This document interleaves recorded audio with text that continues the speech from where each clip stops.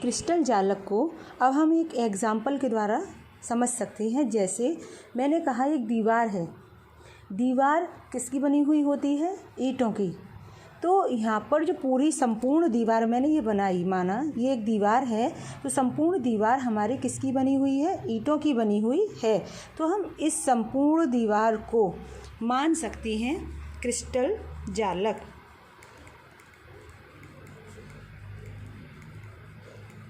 ठीक, और ये जो ईंटों से बनी हुई हैं इन्हें हम बोलेंगे इकाई, सेल या एकक कोशिका। इसके बारे में हम बाद में बात करेंगे। अब क्रिस्टल जालक क्या होता है?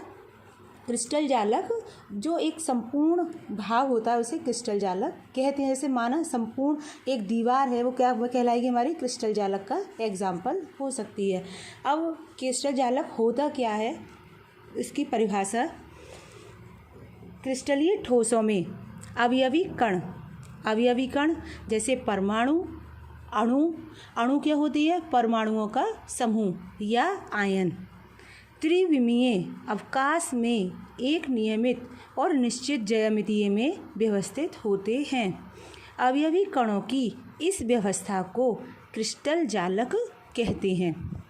ठीक, अब इसकी बात आती है कि क्रिस्टल जालक की विशेषता क्या होती है, अभिलक्षण क्या होते हैं, कैरेक्टरिस्टिक्स क्या होती हैं। जैसे मैंने कहा, पहला है इसका जालक में प्रत्येक बिंदु जालक बिंदु अथवा जालक स्थल कहलाता है। जैसे मैं अभी आपको बताती हूँ कि क्रिस्टल जालक होता क्या है। अभी मैंने उसका डायग्राम दिखाया था तुम्हें, उसको बनाना सिखाती हूँ। जैसे सभी लोग एक इस तरह से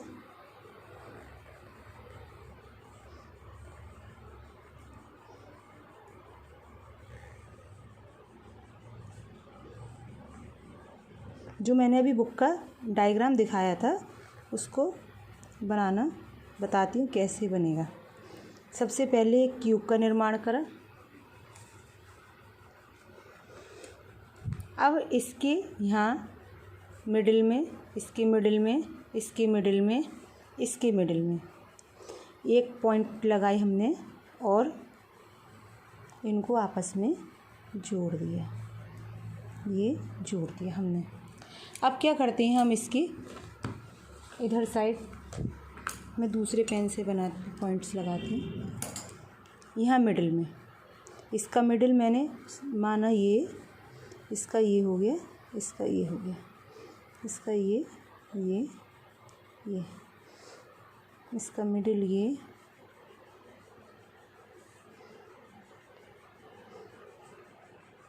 इन मिडिल पॉइंट को आपस में जोड़ देना है। देखो ऐसे ऐसे ऐसे ऐसे ऐसे ये जोड़ देना। ठीक इसी प्रकार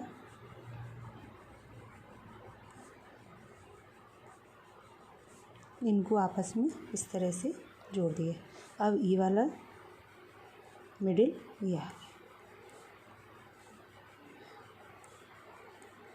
ठीक, ये बन गया हमारा क्रिस्टल जालक।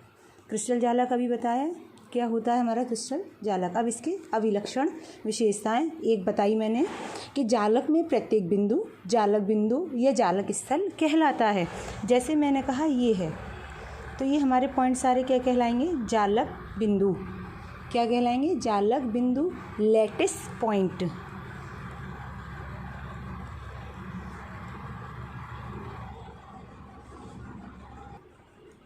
Lattice point. दूसरा इसका विशेषता कि क्रिस्टल जालक का प्रत्येक बिंदु एक अवयवी कण को निरूपित करता है। अवयवी कण मैंने बताया क्या क्या हो सकते हैं? परमाणु हो सकता है, एक अणु क्या होता है? परमाणुओं का समूह, अथवा एक आयन हो सकता है। इसका तीसरा लक्षण, जालक बिंदुओं की सीधी रेखाओं से जोड़ा जाता है जिसे जालक की ज्यामिति व्यक्त की जा सके। ठीक, ये लैटिस पॉइंट ये हमारे कहलाएंगे। ये जो हैं ये पॉइंट्स नहीं हैं, ये लैटिस पॉइंट हमारे जालक बिंदु कहलाते हैं। अब बात करते हैं हम यूनिट सेल की, इकाई सेल। हिंदी में बोलते हैं इसे इकाई सेल या एकक कोशिका। अब एकक कोशिका के बारे में मैंने अभी क्या बताया था, जैसे संपूर्ण दीवार है, दीवार किसकी बनी हुई होती है, ईंटों की बनी हुई होती है। अब तुम देख रहे हो ये ईंटें बार बार क्या हो रही हैं, रिपीट हो रही हैं, बार बार इसकी पुनरावृत्ति हो रही है। तो छोटे से छोटे भाग को क्या बोलेंगे, इकाई सेल। ठीक इसी प्रकार इसकी परिभाषा देखो, इकाई सेल क्या होती है। इकाई सेल क्रिस्टल जालक का वह छोटे से छोटा भाग जो पूरे क्रिस्टल का प्रतिनिधित्व हो, एकक कोशिका या इकाई सेल कहलाता है। हम इकाई सेल की दूसरी परिभाषा भी बोल सकते हैं, अथवा इकाई सेल क्रिस्टल जालक का वह सूक्ष्मतम भाग होता है जिसकी विभिन्न दिशाओं में पुनरावृत्ति होने पर संपूर्ण जालक का निर्माण होता है। इसमें भी बहुत सारी इकाई सेल हैं और ये इकाई सेल बार बार रिपीट हो रही हैं और क्या बन गया हमारा एक क्रिस्टल जालक। ठीक, अब आता है हमारा इकाई सेल का पैरामीटर, एकक कोशिका का पैरामीटर।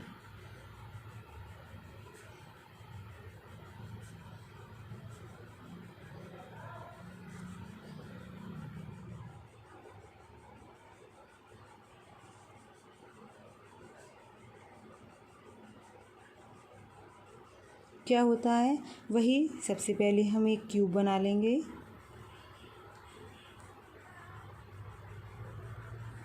क्रिस्टल जालक का छोटा सा एक भाग जो बार बार रिपीट होता है, ये आ गया। अब इसमें देखते हो, सभी जानते हैं कि इसमें तीन एक्सिस हैं। देखो मैंने माना इसे एक्स वाई जेड, तो इसकी भुजा कितनी होंगी, 3 ए बी सी। तीन ही इसमें कोण होते हैं, अल्फ़ा बीटा गामा। अब इसमें मैंने मानी ये वाली एक्स एक्सिस है, ये वाई एक्सिस है और ये जेड एक्सिस है। ठीक, एक्स यहाँ पॉइंट से इसकी भुजा की लंबाई को मैंने मान लिया ए, इसकी भुजा की लंबाई को मान लिया बी और इसकी भुजा की लंबाई को मैंने मान लिया सी। तीन भुजा हो गई ए बी सी। अब इस आधार पर इनके कोण, मैं ये कह रही हूँ कि ए को अल्फ़ा मानो, बी को बीटा, सी को गामा। अब तुम देख रहे हो बच्चों कि ए और बी यहाँ पर इस वाले पॉइंट्स पर दिख रहा है, तो कमी किसकी रह गई, सी की। तो सी को कौन सा कोण माना है मैंने, गामा, तो यहाँ पर क्या शो कर दोगे, गामा। इसके बाद आता है बी और सी। बी और सी किस चीज़ की, एक कौन सी भुजा नहीं शो हो रही, ए का कोण कौन सा माना, अल्फ़ा, तो यहाँ पर हम क्या लिख देंगे, अल्फ़ा। कौन सी बची अब, ए और सी।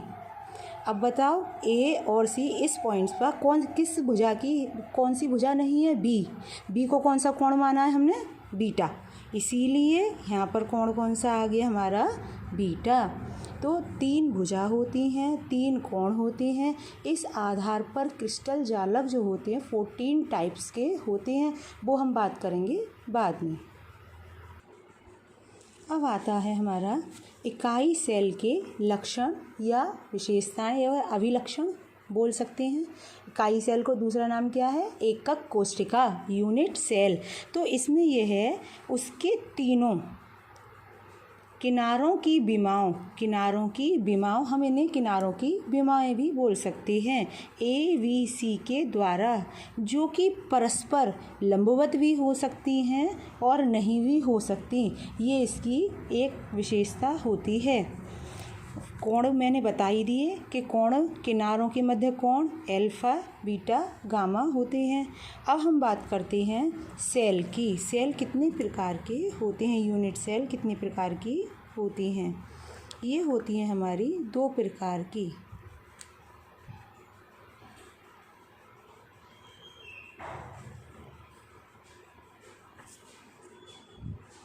सबसे पहले सिंपल, दूसरी होती है हमारी centred. Simple unit cell, centred unit cell.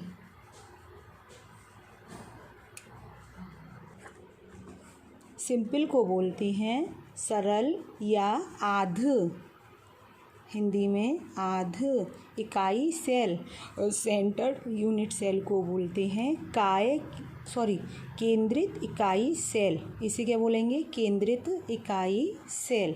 केंद्रित इकाई सेल जो होता है सेंटर्ड यूनिट सेल, ये भी हमारा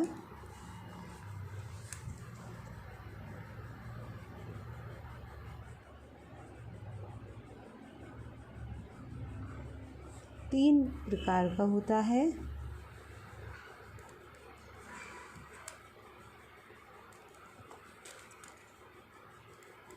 सबसे पहले फेस सेंटर्ड यूनिट सेल, इसे शॉर्ट फॉर्म बोलते हैं FCC। हिंदी में बोलते हैं फलक केंद्रित इकाई सेल। दूसरा होता है हमारा बॉडी सेंटर्ड यूनिट सेल, इसे हिंदी में बोलते हैं काय केंद्रित इकाई सेल। शॉर्ट फॉर्म इसकी होती है BCC। इसके बाद आती है हमारी तीसरी आती है हमारी END एंड सेंटर्ड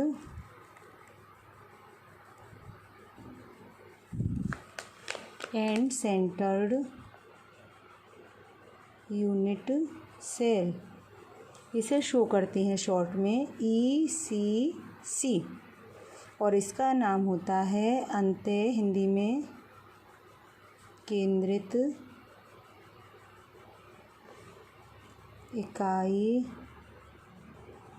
सेल। ठीक, सेल कितने प्रकार के होते हैं? 2 प्रकार के होते हैं यूनिट सेल।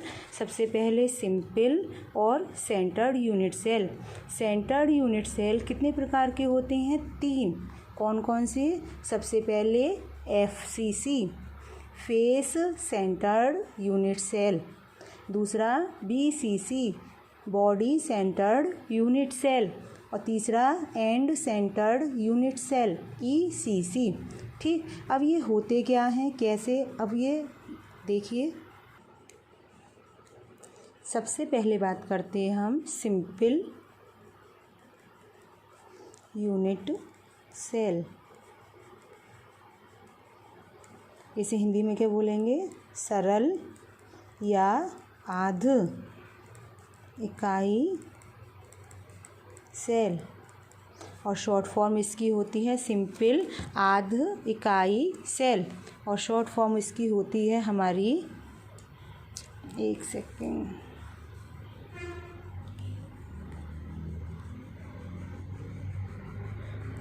सरल या आध इकाई सेल, और शॉर्ट फॉर्म होती है इसकी SCC। हम बात करते हैं SCC की। SCC का सबसे पहले मैंने एक स्ट्रक्चर बनाया, सभी बच्चे कॉपी पर नोट डाउन ज़रूर करेंगे।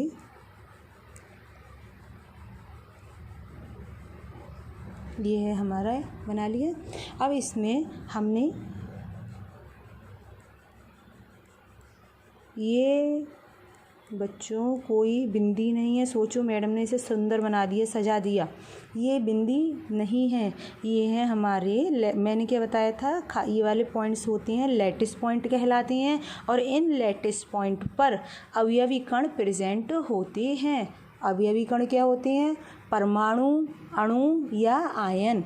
तो सिंपल वाली की परिभाषा क्या आई? जब अवयवी कण एकक कोशिका के केवल कोने पर उपस्थित हों। देखो अवयवी कण कहाँ कहाँ हैं? उनके कॉर्नर पर उपस्थित हैं। इस प्रकार के हम एकक कोशिका को क्या बोलेंगे? Simple unit cell. ठीक, जब अवयवी कण कहाँ प्रेजेंट हो? उसके कॉर्नर पर उपस्थित होते हैं।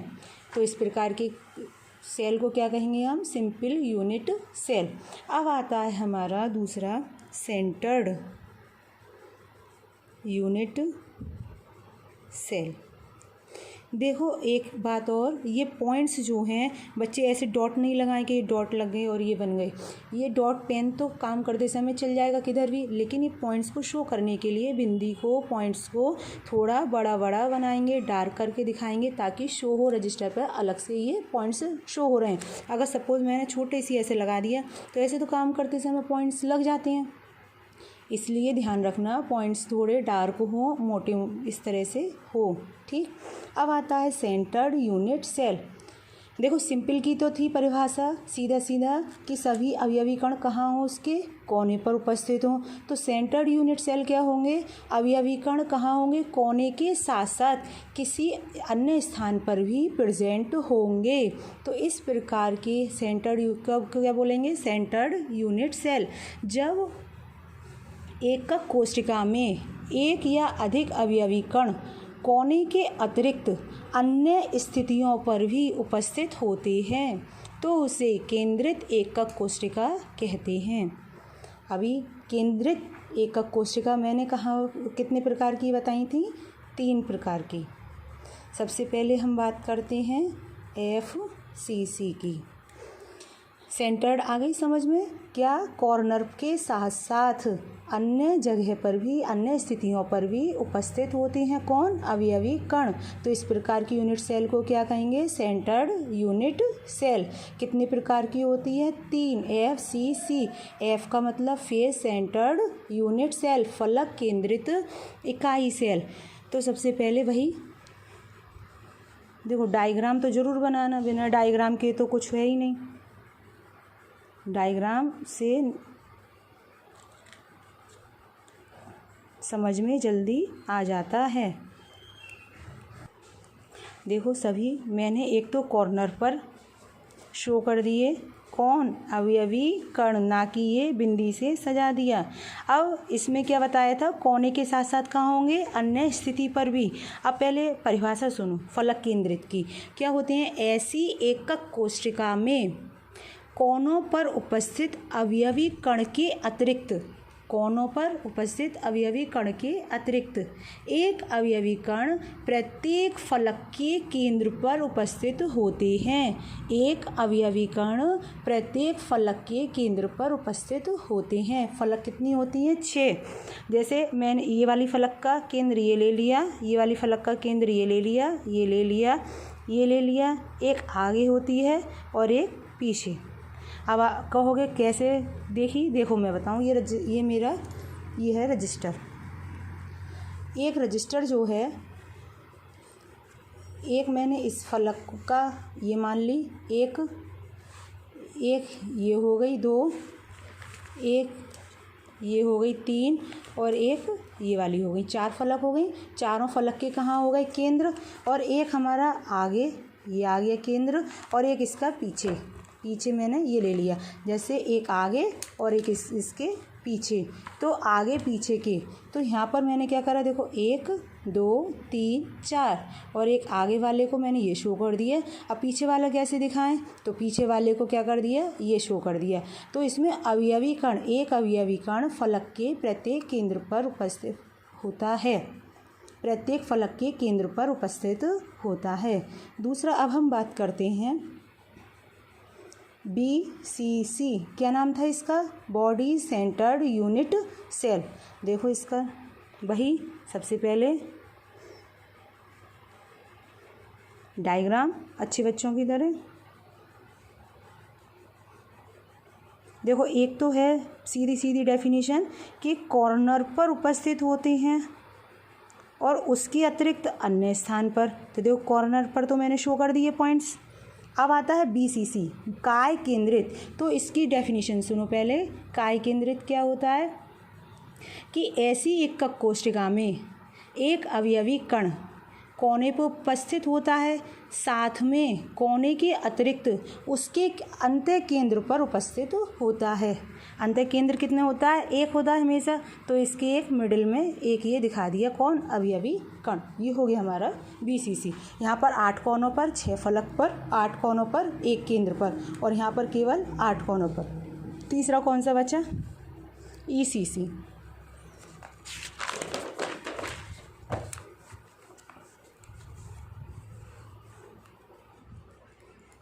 क्या नाम था इसका? End centred unit cell. अब इसकी क्या आएगा? वही सबसे पहले क्या करेंगे हम लोग? इसका डायग्राम।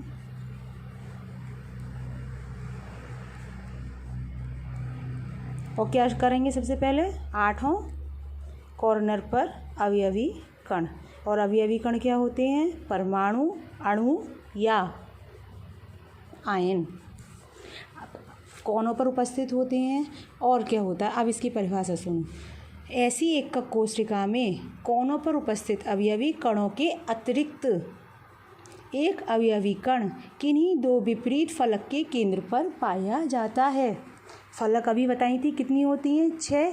ऊपर नीचे बाएं दाएं, ऊपर और आगे और पीछे। जैसे ऊपर नीचे बाएं दाएं, आगे और पीछे। पीछे वाला कौन सा पोर्शन हो गया हमारा? ये वाला। अब क्या करना है हमें? कैसे दिखाना है? 2 एक तो होती है कोनों पर उपस्थित होती हैं, साथ में 2 विपरीत फलक। जैसे मैंने कहा मैं सबसे एक अवयवी कण यहाँ, तो दूसरा अवयवी कण ठीक इसके विपरीत कहाँ पर? यहाँ पर लगेगा। अगर नहीं आपको, अगर नहीं हम यहाँ नहीं लगाएंगे तो अवयवी कण अगर हमने यहाँ इस फलक के केंद्र पर है तो दूसरा अवयवी कण कहाँ होगा? इसके दूर सामने। आगे है तो कहाँ होगा? पीछे। तो देखो एक मैंने ऊपर लगाया तो एक कहाँ हो गया अवयवी कण? नीचे। तो एंड सेंटर्ड यूनिट सेल क्या हो गई कि 8 कोनों पर उपस्थित होने के साथ साथ 2 विपरीत फलक के केंद्र पर उपस्थित होती हैं। ये हो गई हमारी पूरी सेल के बारे में, क्रिस्टल लैटिस और यूनिट सेल के बारे में। अब नेक्स्ट वीडियो में बात करेंगे क्रिस्टल जालक सिस्टम जो होता है, क्रिस्टल सिस्टम। ठीक बच्चों, इन सबको नोट डाउन ज़रूर कर लेना। ठीक है।